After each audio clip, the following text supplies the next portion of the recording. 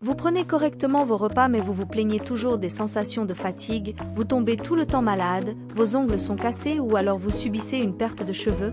Plusieurs personnes attribuent à tort ces symptômes à la prise inévitable de l'âge, pourtant ils révèlent certainement une carence en protéines. Avec l'industrialisation, l'on pourrait penser que les besoins en protéines des populations sont largement comblés, pourtant c'est faux.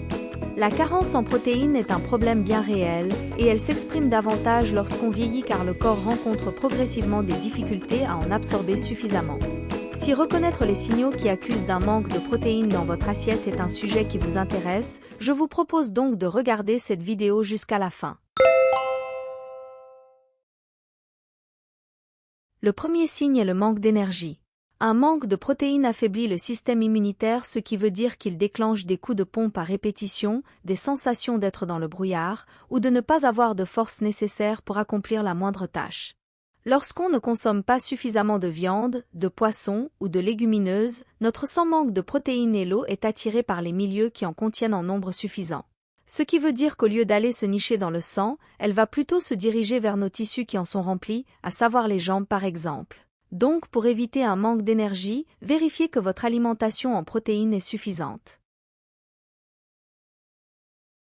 Le prochain signe est une cicatrisation très lente. Si lorsque vous avez une blessure et que votre plaie met très longtemps avant de cicatriser, cela peut être un indicateur très révélateur d'un manque de protéines dans votre alimentation. En effet, les protéines font partie du tissu musculaire, du sang et de la peau. Si elles sont insuffisantes, la réparation des tissus endommagés prend beaucoup de temps. La principale unité structurelle de la peau est le collagène, qui est un groupe d'acides aminés.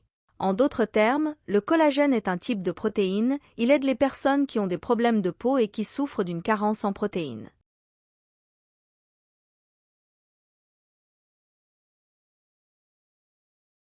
Le signe suivant concerne les troubles du sommeil. Comme nous le savons déjà, notre humeur dépend de la sérotonine. Mais la qualité de notre sommeil dépend d'une substance comme la mélatonine. La mélatonine est dérivée de la sérotonine. Le matin et pendant la journée, notre corps produit de la sérotonine et vers le soir, quand il fait plus sombre et qu'il est temps de dormir, il commence à convertir la sérotonine en mélatonine. C'est la mélatonine qui nous permet de bien dormir. La sérotonine est produite dans notre organisme le matin et dans l'après-midi, la mélatonine quant à elle est produite le soir au cœur de la nuit, et entre 3 et 5 heures du matin notre taux de sérotonine est au plus bas. Sans une quantité suffisante de protéines, ces hormones vont avoir du mal à être produites, ce qui va engendrer des déséquilibres pour le corps. Ce dernier ne va pas avoir suffisamment de tryptophane, un acide aminé essentiel pour notre organisme.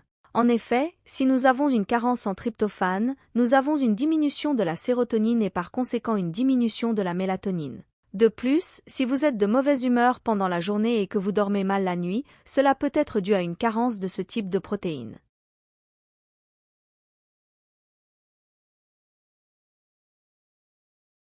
Le symptôme suivant d'une carence en protéines est la fréquence des maladies infectieuses. Lorsque vous accumulez les visites chez le médecin pour diverses maladies, cela veut dire que votre système immunitaire est affaibli et ne fonctionne pas bien. Une des causes de ce dysfonctionnement réside dans un manque de protéines dans votre alimentation. Les cellules immunitaires se composent entre autres de protéines, ne peuvent pas se réparer et se multiplier si ces éléments viennent à manquer au corps. En effet, une carence en protéines entraîne un ralentissement de la production d'interférons et de lysozymes, qui sont les défenseurs de la lutte contre les agents pathogènes. Le système immunitaire peut donc cesser de lutter contre les virus et les bactéries et nous pouvons commencer à tomber malades beaucoup plus souvent. En général, les personnes souffrant de carences nutritionnelles sont donc plus susceptibles d'être diagnostiquées avec des infections de toutes sortes. Le signe suivant est notre humeur. Il est bien connu en neurophysiologie que notre humeur dépend fortement de la fonction des neurotransmetteurs. L'un des neurotransmetteurs les plus importants est la sérotonine qui détermine notre degré d'optimisme. C'est elle qui détermine notre degré de gaieté au cours de la journée, notre humeur au réveil et notre coucher. Tout cela dépend en grande partie du fonctionnement du neurotransmetteur qu'est la sérotonine, la principale molécule de construction pour la production de sérotonine est le tryptophane. Le tryptophane est un acide alpha-aminé aromatique, c'est également un type de protéine.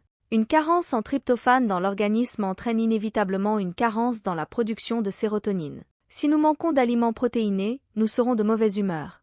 Pour remédier à cela, il suffit de consommer chaque jour des protéines en quantité normale dans les aliments.